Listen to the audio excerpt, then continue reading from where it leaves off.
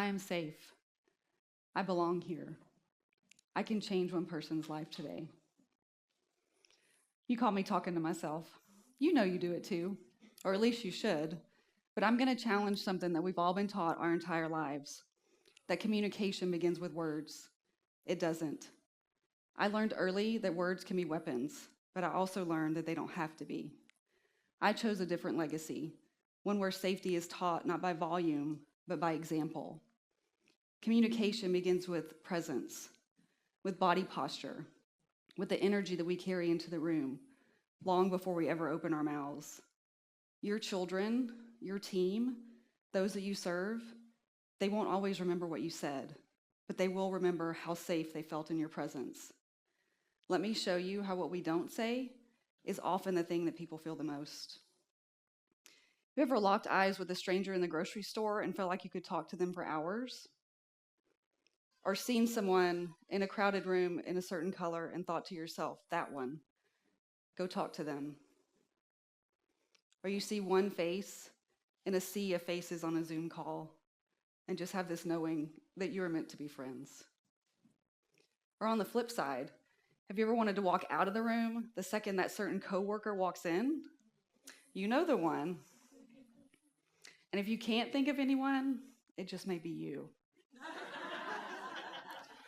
We don't talk about these experiences much, but they happen to all of us. And what's fascinating is that none of them require words. The most powerful exchange I ever experienced was completely silent. My husband and I carry a very rare gene that resulted in the loss of 3 biological children. Our first daughter lived for 3 days. She never cried, not once. But in just 3 days, and without ever making a sound, she spoke louder to me than anyone else ever has. I didn't know if I could be there when she took her last breath, but somehow I just knew that she was waiting for me to hold her so she could let go.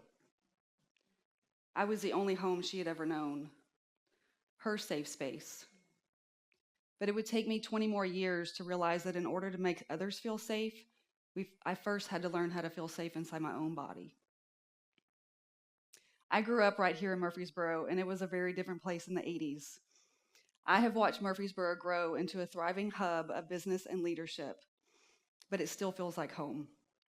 It has grown without losing its charm, and that makes people feel seen, connected, and safe. And that's what it looks like to play the game differently. My adopted brother played basketball here in the 90s, and my family and I almost never missed a game. You might know this moment. The entire crowd gasp, all at the same time. Maybe you didn't even see what happened, but all of a sudden you're feeling a little concerned, maybe even anxious. That's not coincidence. There's real science behind that, and it forms the foundation of everything that I'm sharing with you today. Researchers call it collective behavior, the way that humans synchronize their emotions, movements, and decisions with the group. University of Parma conducted a study on mirror neurons, and they found that cells activate not only when you act, but when you see someone else act, feel, or emote. Your brain is constantly mirroring the emotional states of those around you, whether you're aware of it or not. Our nervous systems synchronize through observation, not conversation.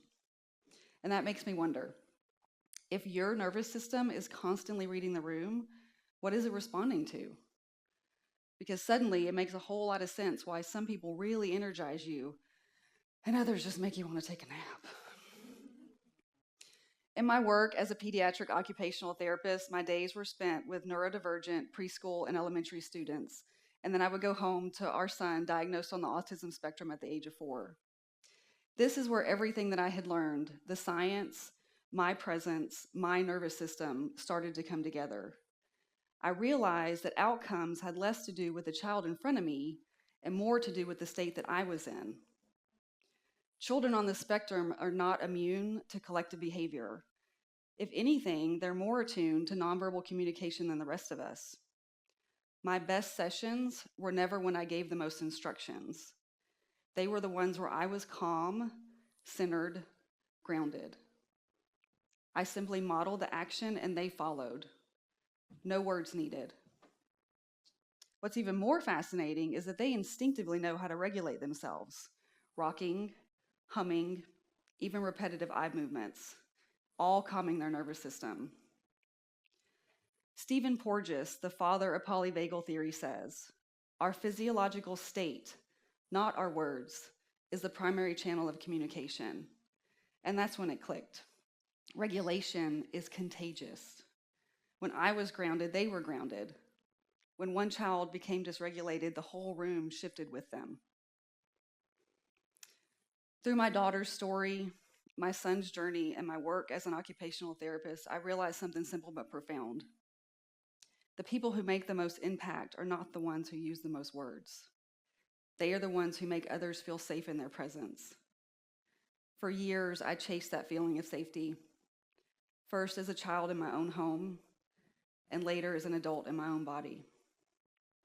That search gave birth to the SAFE framework. S stands for self-care. We can't help others feel safe until we first regulated our own nervous system. Self-care isn't selfish, it's true leadership.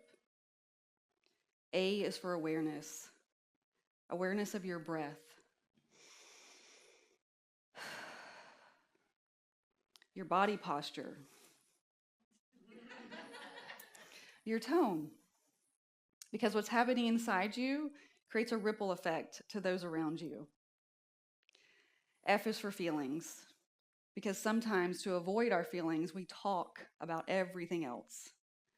But when we start to move through them without fear and shame, that's when the walls between us and those that we're meant to serve begin to come down. And E stands for energy. My mentor often says, energy is everything, and everything is energy.